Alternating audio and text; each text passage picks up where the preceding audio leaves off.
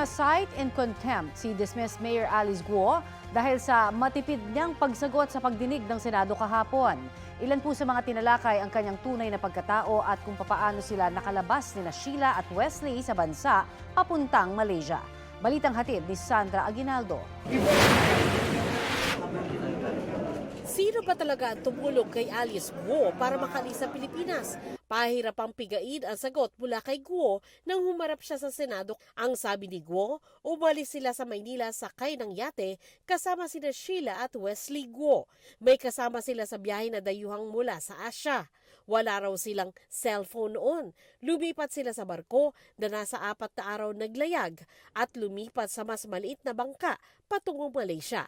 Libre raw ang biyahe at giit ni Guo, wala siyang sinuhulan para makalabas ng bansa. Pero nang tanungin ng mga senador kung kanino nagmula ang yate, sino nag-facilitate na magamit nyo yung yate? Madam Chair, gustong-gusto ko pong sabihin pero hindi isulat ko mo sa po papel. masabi po sa public po. Natatakot po talaga ako. Miss Alice, nauubos Opo, na yung opo, pasensya namin dito. Sana po maintindihan nyo rin Isulat po ako nyo. na natatakot po ako talaga. Gustong-gusto ko po talaga i-discuss. Pero natatakot Gusto po ako mo pala di i-discuss po sabihin mo public. sa amin. Nakakapikong ka na ha? Nakakagigil ka na. ang pangalang isinulat ni Alice Guo sa papel, di ipinakita sa media pero sabi ng mga senador, Itong taong sinulat mo, holder ng 5 passport to. Why did he or she felicitate your escape? Baka nagigilty na rin po siya. Sana nangyayari po ngayon sa akin. Ito bang pangalan na sinulat mo sa papel? Ito ba nagtangka sa buhay mo to? Ito ba yung nagtatangka sa buhay mo? Yeah, nung huli po, hindi po siya exactly pero meron din po ako nabalitaan. Ano Na- yung mga narinig mo? Sen, I refuse to answer po for my safety po. Tumakas ka ba o itinakas ka?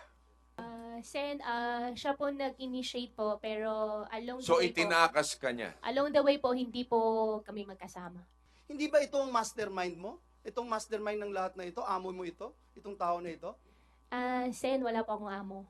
Okay. So, Ikaw ang big boss ng Ikaw lahat ang ng big boss ng Pogo lahat. sa Hindi rin. Bamban? Hindi rin po ako big boss ng Bamban. pag-amin mismo ni Guo, Hulyo siya nang makaalis pa Malaysia. Kaya tingin ng mga senador, malabong nasa Pilipinas si Guo para panumpaan ang kanyang kontra sa laysay. Sa reklamong qualified human trafficking, sa harap ng notary public na si Attorney Elmer Galicia. Tinatanong lang kita, Miss Alice. Kilala mo ba si Attorney Galicia? Sen, kausapin ko lang po saglit yung counsel po. My God. Allow me, Your Honor, to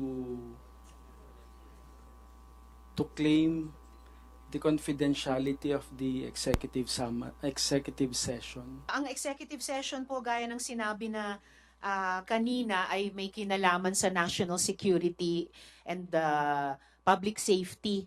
Yung usapin ba na kung kilala kayo o hindi ni Mayor Alice, wala pong kinalaman doon sa pagkaalam ko. Nasa pagdinig din si Sheila Guo na unang inakalang kapatid ni Alice. Bagamat hindi raw sila tunay na magkapatid, itinuturing daw na ama ni Sheila ang ama ni Alice. Git din ni Guo na kaibigan lang niya si Sual Pangasinan Mayor Liseldo Calugay na ipinasapina ng Senado matapos muling hindi makadalo sa Senate hearing. Nagtunga GMA Integrated News sa munisipyo ng Sual para makuha ang kanyang panig pero hindi raw siya pumapasok dahil sa dengue. Magkaibigan po kami. Sen, hindi ko po siya boyfriend. Naungkat din ang matagal nang tinatanong kay Guo tungkol sa kanyang pagkakakilanlan. Ang pagkakapareho ng fingerprints niya sa isang Go Huaping batay sa investigasyon ng NBI. For your own sake at para sa kabatiran ng aming komite, just one last time on this very simple, fundamental question. Ikaw ba si Guo Huaping? Madam Chair, hindi ko po kino-confirm at may kaso na po sa akin sinampa. Sasagutin ko po sa korte po. The Senate has a right to know. Sino bang kausap namin? Yung talagang totoong taong akala namin or ibang tao? Madam Chair, ako po si Alice Go. Napatunayan na po namin na hindi kayo si Alice Guo. Kayo ay totoong si Guo Huaping. Hindi lang ang komite ang umabot sa ganyang conclusion, ang NBI mismo at ang isa pang ahensya. Marami pang tanong ang hindi sinagot ni Guo.